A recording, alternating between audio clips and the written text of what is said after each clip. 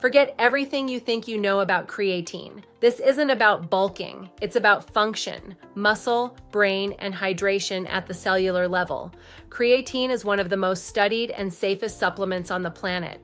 And for women in midlife, it's a quiet powerhouse. It helps you build and maintain muscle, yes, but it also supports brain function, bone density, and cellular energy. It draws water into your cells, which improves performance, cognition, and even mood. This is hydration from the inside out. I take 5 grams daily, ideally with water or electrolytes. And consistency matters. This isn't a feel it instantly product. It's a build and hold protocol. If you've been losing muscle or feeling mentally flat, creatine may be one of the simplest ways to start rebuilding from the ground up. It stacks perfectly with peptides like CJC or MOTS-C and is a non-negotiable in my own routine. This isn't about aesthetics. This is about staying sharp, strong, and sovereign